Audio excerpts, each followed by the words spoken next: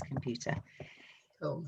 Good morning, everybody. It's Beverley Poole here from Aspire4BusinessAcademy, and I'm talking this morning to Renee Clarke, who I actually did meet quite some time ago. We haven't had actually the opportunity to sit down and have a proper catch up.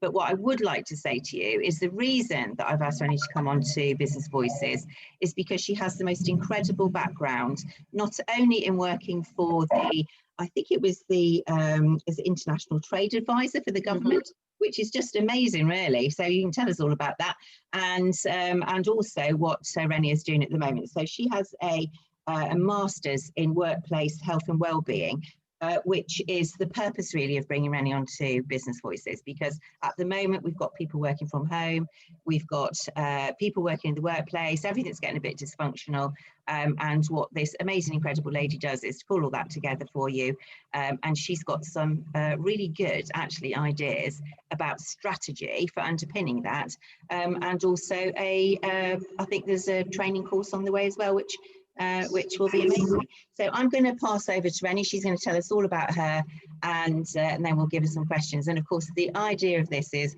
what did your teacher say about you when you were at school? We'll talk about that at the end, and if that is any reflection at all on where you are at the moment with your career. So over to you, Renee, and tell us all about you and what you're doing. Cool, thank you. Yeah, I'm Renee Clarke. I run a company called Workwell Hub, and we're based in Dorset in Poole. So we're lucky to live right by the sea, which is amazing. So I've just come back from a sea swim, so I'm looking a bit bedraggled. That's my headspace time and gets me set up for the morning. So yeah, that's my personal side. I'm a mother of two small children who are 6 and 8, who keep me on my toes. And when I'm not looking after the children, I run, as I say, Workwell Hub. So it's a completely, when I was at school, I never thought I'd be in this industry. As most young girls, I wanted to be an air hostess. Right. I went to college to do travel and tourism, and there were no spaces. So I ended up doing business and finance. And then I had a realm of jobs. I lived in London, I lived in Turkey, Gran Canaria, and came back to settle back in the UK when I was about 24. I got a job with the government. I had one job where I went from just being an admin person to managing a team of 14 people. Wow. And I realised soon on that building relationships was key to having a good team that performed well. Yeah, sure. Yeah, so then I got offered a job for the Office of the Deputy Prime Minister doing international trade. So we helped companies trade overseas. So we went to places like Dubai, Denmark, all over the world, basically taking groups of people to engage with other countries and sell their products and services. Yeah, amazing. Yeah, that was really interesting. Yeah.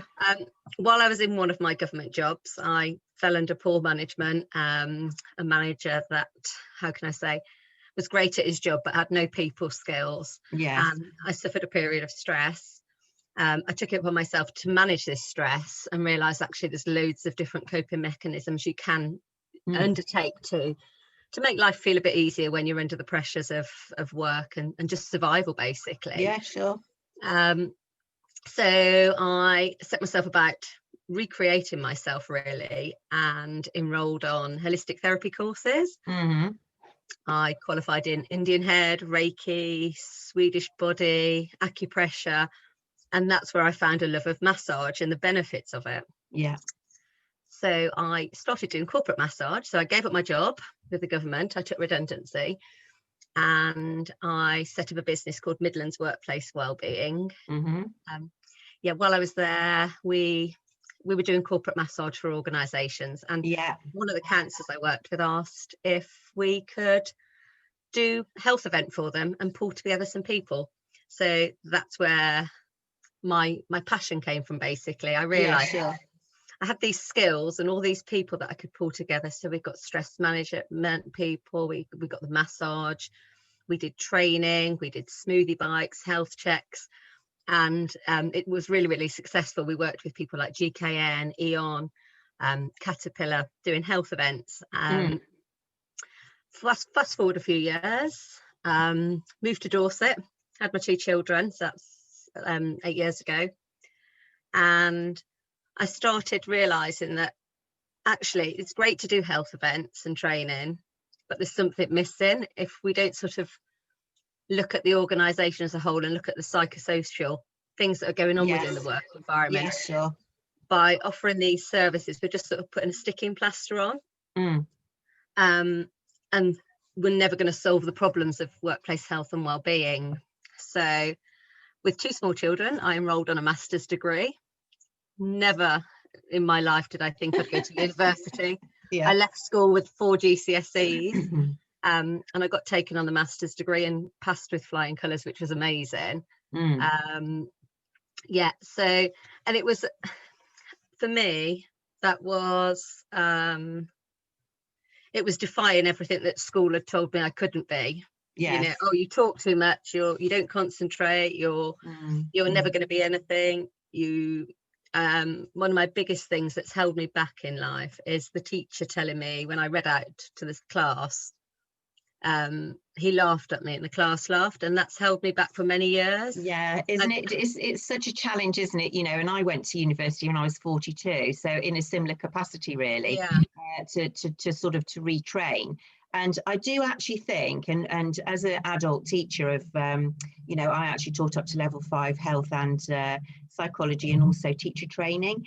And I actually found that when you've got some life experience, that and you find something that you're very passionate about, that it comes quite easily when you're actually doing your study.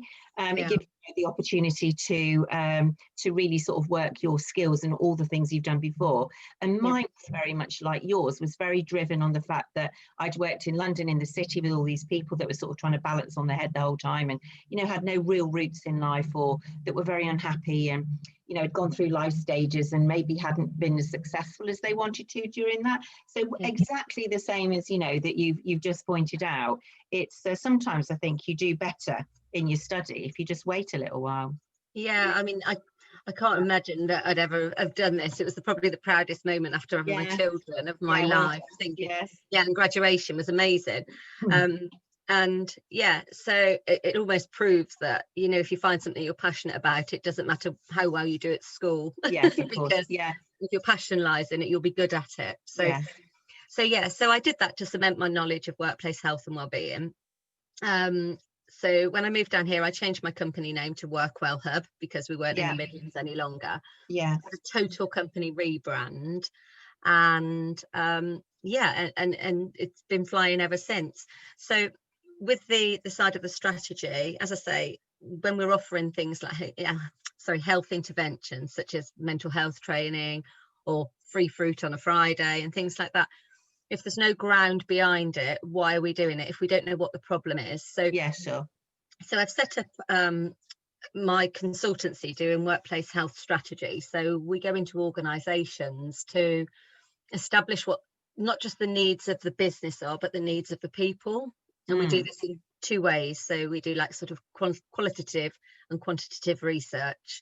So within the organisation, we look at what their issues are, such as sickness, absence, which is what the main thing that people look at. We look at performance, accidents at work, take up of services such as employee assistance programs, healthcare cash plans and things. And we look at all that and we find that data, we pull it all together, and then we survey the people to see what their needs are.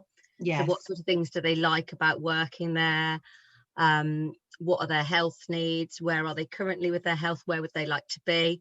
And then we bring it all together and we pull a report together of, okay, how do we match these needs up to find our key drivers? And once we have those key drivers, we build the wellbeing process and strategy around those. So it's all targeted to and results driven, basically. So you do that in face-to-face consultancy and online training. And I know that you've actually put some materials together, haven't you, for your business? So that I think you'd given 3,000 of those brochures that you created to your company. So as well as the strategy side of things, we consult with bigger businesses to get the best out of their people. Obviously, I look for longer term solutions, but sometimes organisations just want quick wins, especially in times like we're facing now. So I was approached by a housing authority who had 2,000 staff who were looking for a guide that people could use in the moment. So they had like a care team, so people going into people's homes, which they were fearful of because of the circumstances at the moment. Had a maintenance team, they had a work from home team, and they had people that were out and about surveying and other things. So they wanted 4 bespoke guides for each area of the business. So I worked with them on how we could best, what did they want to achieve and how could we achieve that. And we developed a Zedfold brochure, which every member of staff has. And in the brochure, we look at things like, we've got some positive quotes in there. We look at a scale of poor mental health, and it goes from struggling to thriving, and we give actions wherever you are on that scale of what actions you could take. We look at stress busting and anxiety busting in the moment, and we look at eating well, moving well, sleeping well, and connecting well. And there's a big bespoke area for each element of the business. Yeah, sure. So that worked out really, really well. And in reality, it worked out something like £4.50 per brochure. But the impact it's had on the employees is just incredible.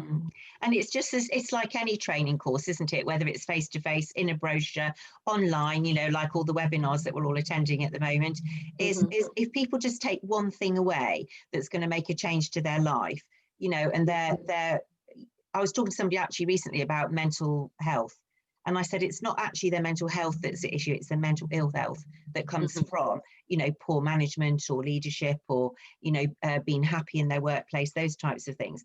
And if everybody can just take one small piece away from your information, then your job has been worthwhile.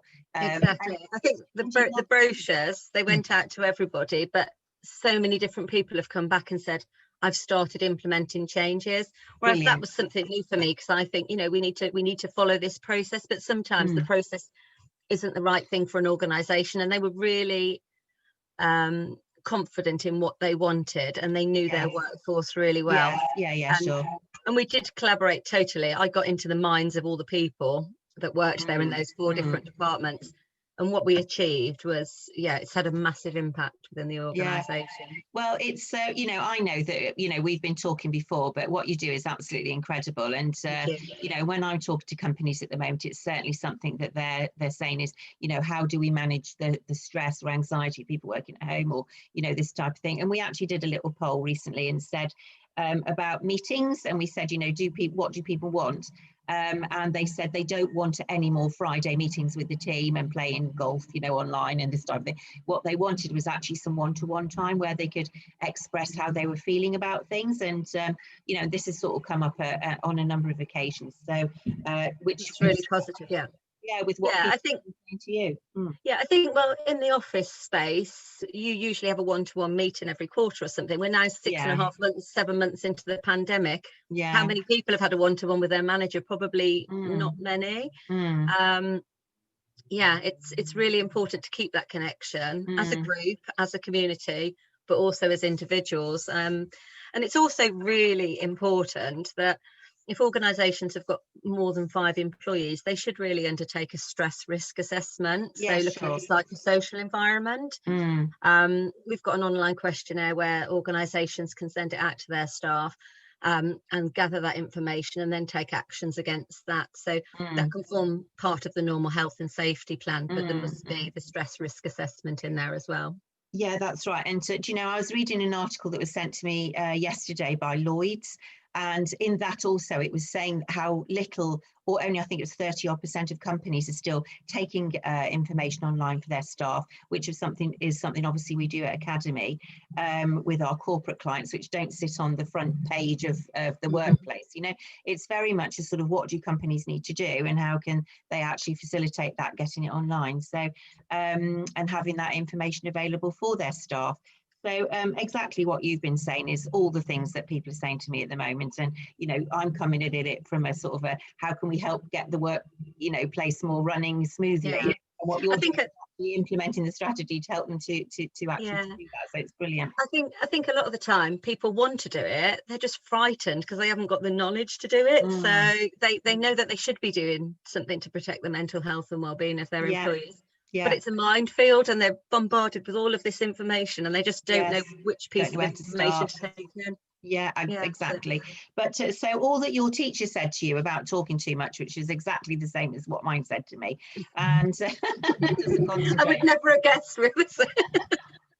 But actually, when you actually get down the road in your life and you've actually done quite a lot, you know, and you look back and you think, well, yes, you were right, because that's what I was like. You're quite a creative person, you know, and you care about other people, and you know, and that sort of shines through, and it certainly does with you, Renee, as well. You know, to help people to make the best of themselves. I can think of a couple of people actually that I'll put you in touch with when we've finished our chat today. But it's been an absolute pleasure, and I know that sort of moving forward that you're looking at some online learning as well, and getting courses up and running for companies to help them to build their strategies up. Is there any particular business area or industry that you've been working in that, you know, has benefited, you think, from your experience? We've worked across all industries. We've done quite a lot within the charity sector, housing, education, and then we've done manufacturing. So we've done things like Tai Chi down a quarry. So we've done all sorts of things in the past. Really random things. But to me, my passion, I love doing health events. They're really good. They bring out my creative side. But for me, all organisations should start with a strategy and finding out what those needs and risks are. Yeah, the need assessment. Yeah, once they know what the needs are, then they can do all the creative and fun stuff afterwards. But first of all, get that risk assessment, that health and wellbeing strategy in place. Well, do you know what? It's been an absolute pleasure talking to you, and I'm really excited to, you know, to put this in front of other people for them to have a listen to you, Renee, because the experience certainly that you bring, your own experiences and what actually changed your career, exactly the same as mine, and you know, into working more with people and understanding them, and the future of your business's strategy in the workplace, you know, for wellbeing and health for staff, which is certainly a massive thing moving forward. So thank you very much for your time today. It's been lovely to chat, and thank you too. Didn't we? Yeah, thank you for inviting me. It's been brilliant. That's okay, and we will we'll speak again, I'm sure, and look forward to that. Brilliant. Thank you.